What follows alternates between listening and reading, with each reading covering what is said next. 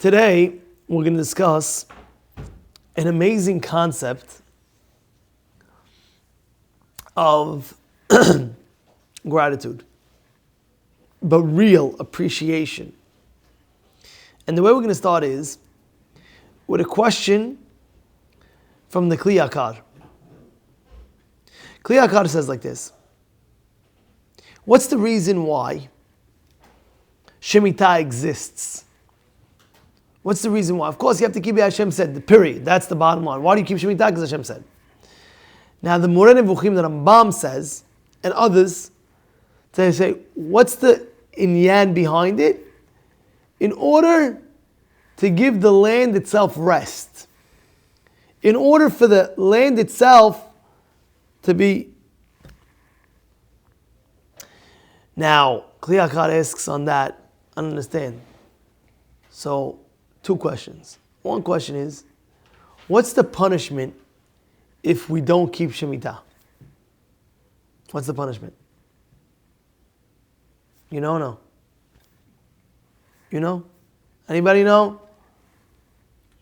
The punishment is that we get kicked out of the land. Now, he asks, if the whole entire reason is because, if the reason you're saying is because to give a break to the land, that being said, how would that help if we leave the land? When we leave the land, who comes in? Goyim. Do the Goyim work the land now? They work the land, so it didn't give rest to the land. So he says, how could that be the reason? You have the question clear? You guys hear the question clear or no? So I'm going to give you the answer right now. Listen.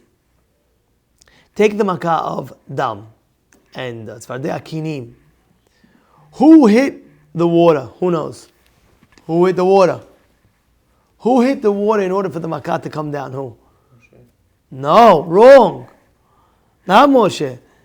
Moshe was told from Hashem to Aharon. Why? Because the water saved Moshe. How? When he was a little boy. It saved him. You understand now? Now, who hit by Kinim? Who hit the ground?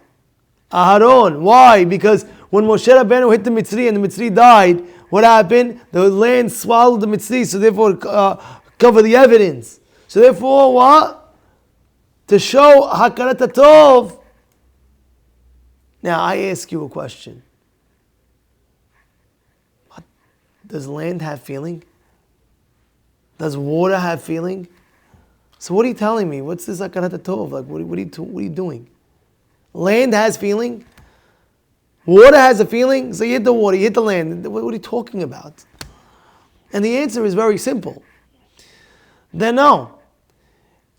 It's because the midah, the character trait that we want to build in you, is to recognize when somebody did you a favor, that you should recognize and appreciate what you have. So if you're sensitive to things that don't have feelings, you'll be sensitive to things that do have feelings, which is people, which is Hashem. When now you recognize somebody did something good to you, you look and you say, wow, he did this, that's it. All my life, I'm going to help him out, I'm going to do this. You understand that or no? It's very important. It's very important for a Jew to have within him to understand that. And it goes so much so, is if you think about in deeper, we're trying to help out Bnei Yisrael over here.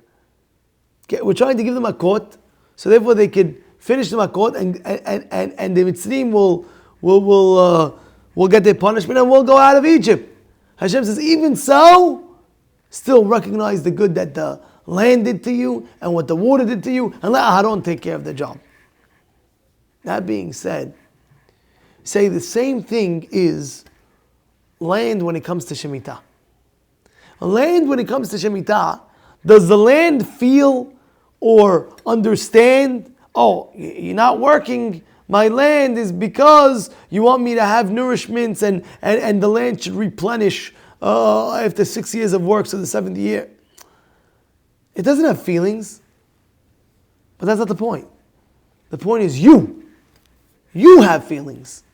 And you have to recognize the good that this land is doing for you. Of course, it's Hashem, but Hashem's telling you, that's what I want. So your innate being inside of you, you're recognizing the good of this land. So now, you don't have feelings of the land, but I know it's good for you if you replenish for 1 year not working. So all the good of the 6 years that you produce for me, I'll let you rest. This is what the point is. And that's why we say like this. We say that what's the midah keneged midah? What's the measure for measure that we give to a person? We say, you know what the measure for measure is? If you don't appreciate the land that you have for you, Hashem says we got to kick you out. Let the goyim take over. Let them use the land as much as they want. Because it's not the point of just replenishing the land. It's you having the recognition of the good that it's doing for you. So you build that muscle of hakarat hatov, of recognizing the good. Because when you build it so strong, eventually you'll come to the conclusion when God Himself does good to you, you'll always recognize that good. When you wake up in the morning and you could talk and you could see and you can hear and you can smell and you can eat, that you have recognition of good that Hashem is giving you. And then you'll have that appreciation and you'll build your relationship with Hashem even more. Wow. What else can I do for you, Hashem? When Chafetz Chaim finished Mishnah Berurah, it took him about 25 years to 30 years. You know what he did when he finished? He picked up the Mishnah Berurah after almost 30 years after, working day and night, figuring out every single halakha. And he lifted up, he says, Hashem, look what you did for me. You helped me finish the Mishnah Berurah, you built Mishnah Berurah, what can I do for you? So he said, what? What? That's what Hashem did for him? Well, that's what he did for Hashem. No, that's what Hashem did for him. Because he knows he can't do anything without Hashem. He can't think without Hashem. You can't write without Hashem. You can't do anything without Hashem. He recognized the good when he was doing good. What do? We go to shul every day, and we go pray every day, and we do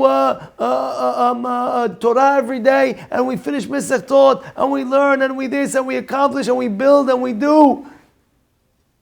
And then we attribute it back to us. No. Attribute, yeah. Say, Hashem, look what you did. You helped me do every single thing. I just was flopping my hands and my thing. You know, Rabbi Yaakov Hillel, I'll never forget Rabbi Yaakov Hillel. His budget, he collects so much for his yeshivot and kolelim and everything like that. I remember one time he said his budget was like a few million a year, something wild number. And he said, it's not even me. I just talk and I go here, go there, and Hashem just sends whatever, how He does. You recognize the good that Hashem did for you when you recognize it to everything that's happening around you. And this is the Shemitah, and this is the lesson that we have to take upon ourselves.